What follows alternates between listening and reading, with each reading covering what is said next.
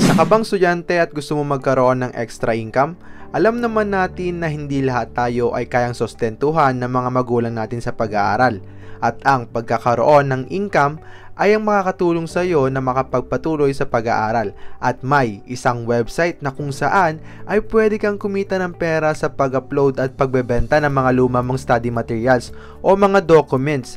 At maaari kang kumita ng up to $5,000 or nasa 270,000 pesos nga.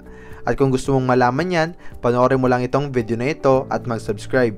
Itong website nga na ito ay ang studypool.com. At dito nga ay kikita ka ng pera sa pag-upload at pagbebenta ng mga documents or maging isang online tutor. Ano nga ba ang Studypool? Ang Studypool nga ay isang online global learning platform na nakakatulong sa mga estudyante sa kanilang pag-aaral. At ang Studypool nga ay nag-o-offer ng several services na makakatulong sa mga estudyante katulad ng Q&A tutoring at merong millions of study documents na tinatawag na notebank. And meron din silang library of book guides na maaari mong magamit for free. Paano nga ba mag-register dito sa Studypool? Step 1 nga ay click mo lang yung sign up button sa may upper right corner at makikita mo dito ang create account or sign up. Using Google or Facebook, maaari kang pumili sa tatlong yan. Then accept nyo lang ang Studypool term of services. Then type your school and you can upload picture for your profile, then click continue. At ganun lang kadali ay may account ka na kagad dito sa Studypool. Ways to make money on Studypool. Number 1 nga is selling of documents. Dito nga ay kikita ka ng pera sa pag-upload ng mga study documents. At kapag merong bumili nito, ay kikita ka ng up to $10 or 500 pesos plus nga. Ito nga ang mga documents na pwede mong i-upload at ibenta, katulad ng mga class notes, practice quizzes, exam prep, and old homework na pwedeng gamitin as reference. At ang mga handwritten notes naman ay pwede din at kahit anong subject ay pwede. Kumbaga, sky is the limit at walang limit kung ilan ang pwede mong i-upload na documents. So maaari kang mag-upload hanggang gusto mo. Ngunit nga ito ay kailangan pang tingnan at i-verify ng kanilang team. At yung mga approved documents lang ang pwedeng maibenta online. At yung mga documents na hindi academic related or wala academic value will be rejected. At once nga na nabenta na ang documents, ikaw nga ay makakatanggap ng up to $10 per sale ng document mo. Number 2, become a tutor. Para nga maging tutor sa Studypool ay kailangan mo makapasa sa online application process. Basically, they will assess if you are fit to answer question para sa mga estudyante. Yun lang ang dapat gawin para makapag-sell ng documents or maging tutor. Take note, there are documents that can sell better than the others. Ito nga yung mga tips on selling your documents better. Ito yung mga tips na pwede nyong magamit upang mas mapataas ang tsansa na maibenta mo o may bumili ng iyong documents. Tip number 1, having a strong title.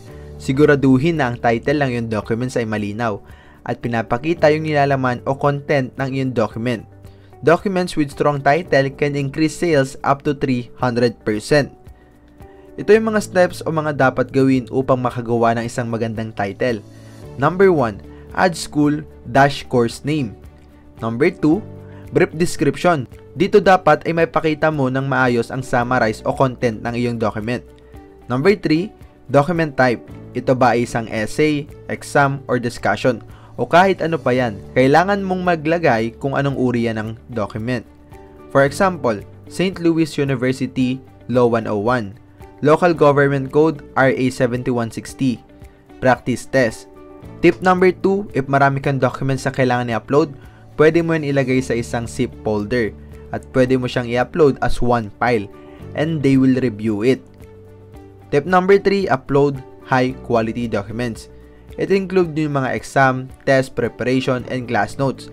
Ang ibig sabihin ng high quality ay dapat ito ay naglalaban ng academic values sa iyong mga notes.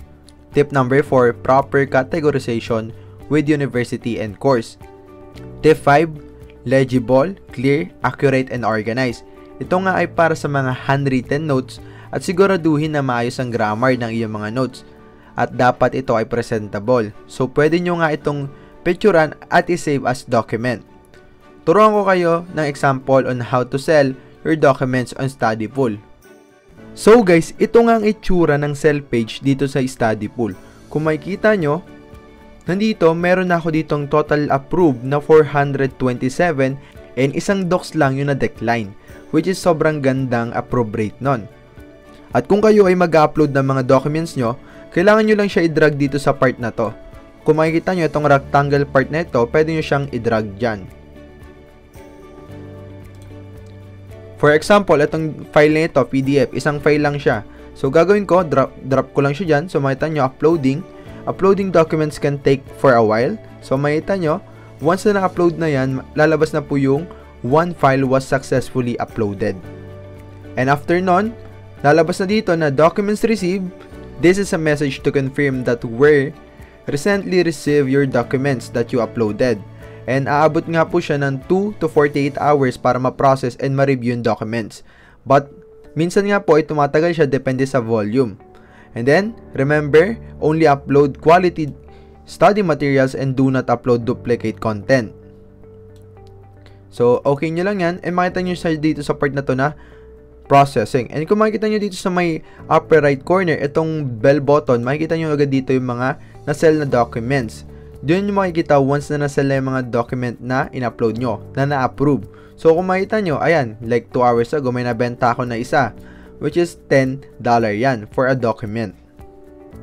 And then guys, papakita ko naman sa inyo yung balance ko. So, punta lang ako sa menu, and then punta sa may balance. And makikita nyo dito guys, meron ako ditong $1,290 or nasa 60,000 pesos nga yan. Money available for withdrawal after funds are deducted. Transfer may take 2 to 3 days. And then ito guys, may cut off din siya na 4 PM GMT and hanggang Monday. And tandaan nyo to guys, meron siyang service fee. Makikita nyo dito na mayroon 15% service fee on purchase transaction. And kung gusto nyo nang mag-withdraw guys, pwede nyo itong i-click withdraw money. And mareredirect kayo dito sa study pool user withdrawal. And makita nyo na dito guys, meron nga ditong mga iba't ibang method katulad ng Payoneer, PayPal, TransferWise, Western Union. Ayan, may iba't iba pa, check, M-Pesa. And makita nyo din dito yung mga service charge like 2%, 3.5, 3.5.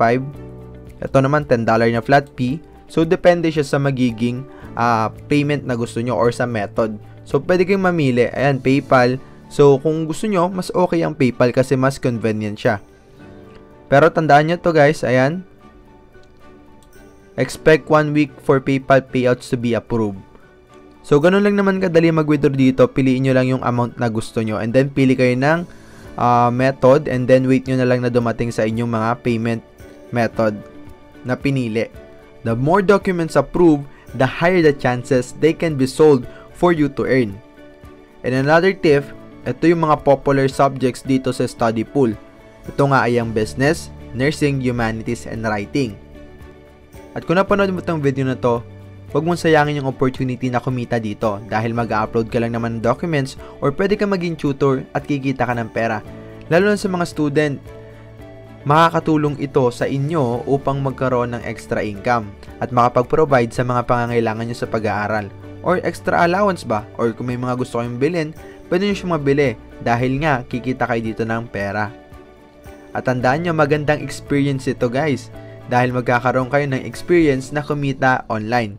At pag nagawa nyong kumita dito, pwede nyong gamitin yung perang yun para mapag-start pa ng other businesses or magkaroon ng sarili nyong business. Diba mas maganda yung mas marami kayong magiging source of income.